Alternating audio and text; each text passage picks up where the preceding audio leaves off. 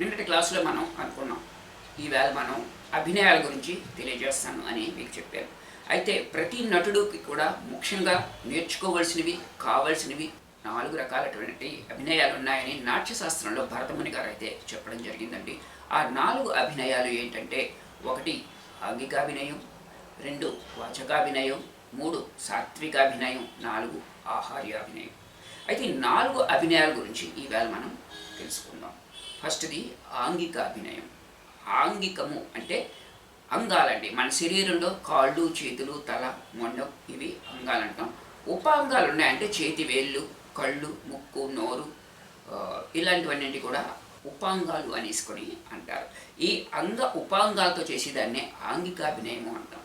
ఉదాహరణకి ఎవరినైనా మనం దూరంగా ఉన్న మనిషిని రా అని చెప్పడానికి ఇక్కడి నుంచి రా అని మనం పెద్ద నోరు పెట్టి అరాము. ఏం చేస్తాం? చెయ్యెత్తి ఇలా అంటాం, అంటే అతనికి అర్థమైపోతుంది మనం రమ్మంటున్నాం అని.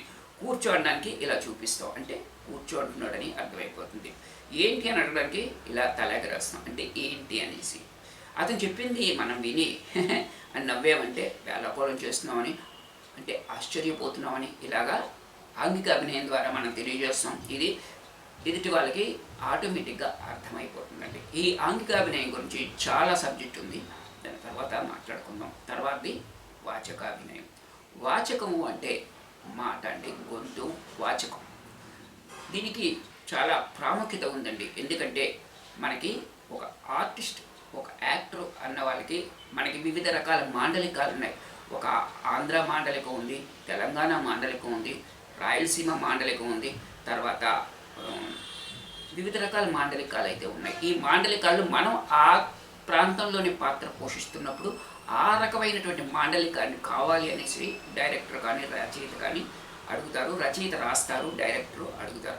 అప్పుడు మనం ఆ డైలాగుని ఆ భాషలో ఏంటంటారు అంటే ఆ మాండలికంలో ఎలా అంటారు అనేది మనం తెలుసుకోవాలి. తెలుసుకొని దాన్ని మనం ప్రజెంట్ చేయాలండి. వాచకాభినయంలో మనం బాగా ఎక్సర్సైజులు చేయాలండి. ఎందుకంటే చాలామందికి అక్షర దోషాలు వస్తూ ఉంటాయి, కొన్ని అక్షరాలు పలకలేకపోతూ ఉంటారు.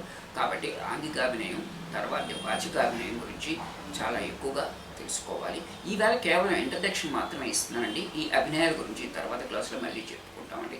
తర్వాత ఆహార్యాభినయం. ఆహార్యము అంటే మేకప్ అండి. మనం ఒక పోలీస్ పాత్ర వేస్తున్నప్పుడు పోలీస్ డ్రెస్ వేస్తే 50% పాత్ర మనకి వచ్చేసినట్టే ఎదుటి వాళ్ళు నమ్ముతారు. తర్వాత ఒక రాముడు పాత్ర వేస్తున్నాం అనుకోండి, రాముడి గెటప్ అంటే రాముడు వేసుకునేటువంటి ఆహార్యం అంటే బాణము, అతని డ్రెస్సులు, కిరీటం ఇవన్నీ పెట్టుకున్నట్టయితే రాముడిలాగా కనిపిస్తామండి. అది ఆహార్యాభినయం అంటాం. ఈ ఆహార్యాభినయంతో 50% మార్కులు మనకి ప్రేక్షకుల దగ్గర నుంచి వచ్చేస్తాయండి. తర్వాతది సాత్వికాభినయము. సత్ అంటే మనస్సు. మనం మనసులో ఏంటైతే అనుకుంటామో అది మన కళ్ళల్లో కనిపిస్తుందండి. అది ప్రేక్షకులు ఈజీగా నమ్ముతారు. కొంతమంది చూడండి చెబుతూ ఉంటే మనకి అవునా నిజమా అని అనిపిస్తుంది. కొంతమంది చెప్తుంటారు రే ఇటు మోసం చేసి అబద్ధాలు ఆడుతున్నాడు రా అని కూడా అనిపిస్తుంటుందండి మనకి. కాబట్టి సత్ అంటే మనిషి. ఈ అన్ని రకాల అభినయాల్లో సాత్వికాభినయం అనేది చాలా చాలా చాలా ముఖ్యమైనటువంటి అభినయం అండి. సాత్వికాభినయాన్ని కానీ నటులు అన్న వాళ్ళు పట్టుకున్నట్టయితే వాళ్ళు మంచి నటులుగా గుర్తింపు తెచ్చుకుంటారు. మనకి సాత్వికాభినయం నటన చేసేవాళ్ళు ఎక్కువగా ప్రకాష్ రాజు, తర్వాత కమల్ హాసన్, హిందీలో నానా పటేకర్, నజరుద్దీన్ షా, వీళ్ళందరూ కూడా సాత్వికాభినయం చాలా బాగా చేస్తారండి. తర్వాత రేపటి క్లాసులో మనం ఇంకొక టాపిక్ గురించి మాట్లాడుకుందాం. నమస్కారం.